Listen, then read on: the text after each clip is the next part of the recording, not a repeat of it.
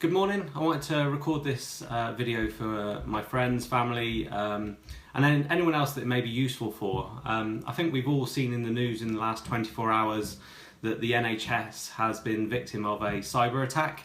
I just wanted to help explain actually what that meant and actually how that's going to affect you as a home user, as an IT user, not an IT guy for one of the companies.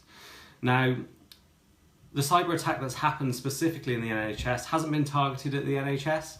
It is attacked people around the globe, personal, businesses, as well as the NHS.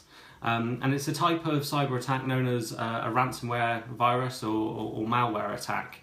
That means that a small piece of software has been installed on some of those machines, and it's doing something called encrypting, so basically making the files inaccessible without a password. Where the ransomware comes from is they're not only doing that, but they're then charging around, I think it's £300 for that PC to be restored and those files to be restored. Now, I think a lot of people, your average IT users, don't really appreciate how these viruses are getting onto the computers and how we can protect ourselves. This specific attack doesn't look like it's been focused at the NHS. It isn't someone that's targeted the NHS to make this happen.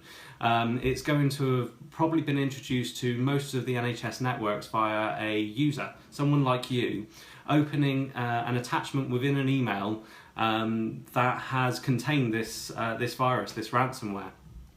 What's particularly dangerous about this strain is it has something attached to it called a worm, which effectively means once it's on your computer and it's done the damage to your computer, it's then able to travel around the network and find other computers that it can also attack. So really, it's only one user needs to do something accidentally with a file coming in from on an email, and the whole organisation. We've seen people that haven't been able to have operations. We've seen A&E closed, apart from all major cases. So it's had quite a massive attack. So what I wanted to do is just give you a few pieces of advice as to how to remain a little bit more secure at home on your personal PC, and hopefully you'll also find it useful so you can take it into work and you can make sure that your work systems aren't affected. So the first piece of advice, which is something you've probably heard time and time again, is if you receive an email from someone you don't know and it asks you to go to a website or to download a file, just don't do it. If you don't need to do it, then don't do it firstly.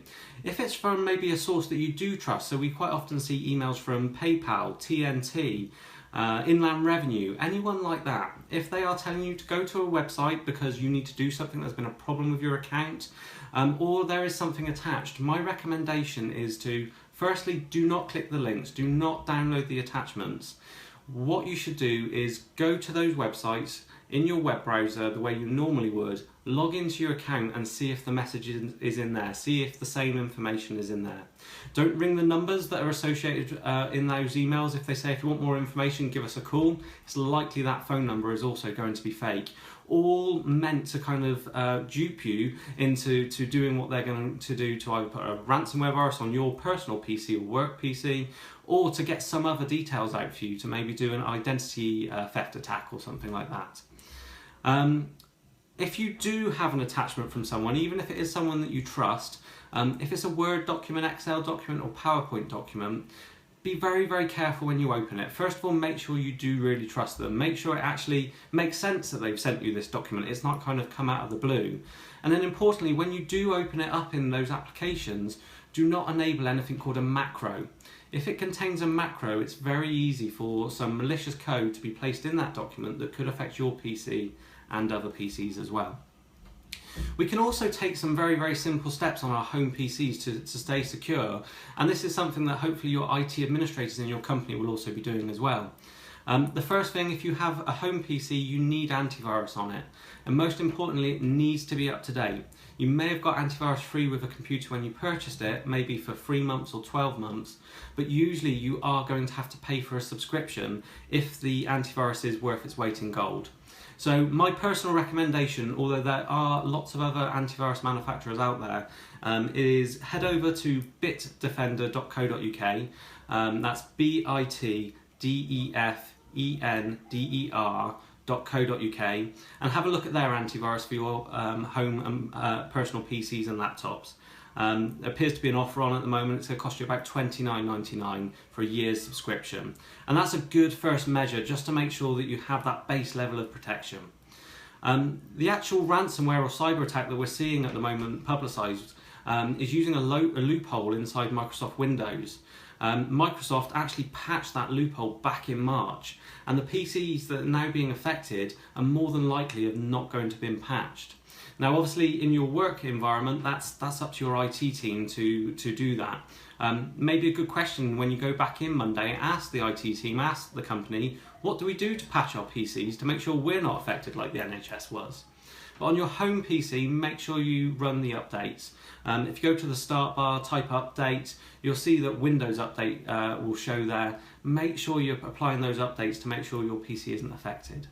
Now, even though you've done all of those things, even though that you're going to be a little bit more aware, there's still a chance that something could happen to your PC. Now, on your personal PC, think what would happen if you could no longer get into it. Have you got pictures on there that you wouldn't be able to replace? Wedding photos, photos of your little one's birth or something like that. Or have you got a music collection or something else on there?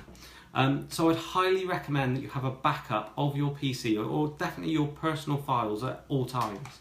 On your home PC, on your personal PC, if you head over to crashplan.com, so crashplan.com, it's a small piece of software that you can run on your PC or laptop. It doesn't cost a lot. I think it's less than £60 a year, so that's £5 a month.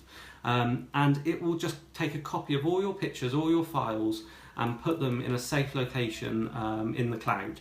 What that means is if the worst happens, if your PC breaks or if you do get a ransomware attack, you are then able to restore those files quickly and easily.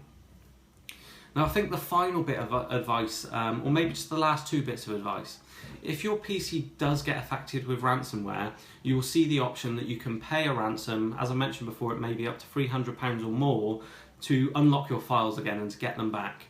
I highly recommend that you do not pay that ransom. This is now an organised criminal activity. The people that are asking you to pay that ransom are criminals. This is organised crime, and by paying them, one, you're funding organised crime, and two, do you truly believe that A, any details that you give them aren't going to be utilised further, and secondly, are you actually going to get your files back once you pay that ransom? So really don't do that. And secondly, if you work with a PC as part of your job, when you go into work on Monday, ask your company what they are going to do to educate you and the other users to be more aware of cybercrime and how you personally can make sure your business and your personal details are safe and secure. So hopefully you found this useful. I'm aware that I've gone on for a few minutes now, but I truly believe that if the users were more aware and IT was a little bit more up to date, the problems that we're seeing at the moment and are being publicised a lot because of the NHS really wouldn't happen. Thank you very much.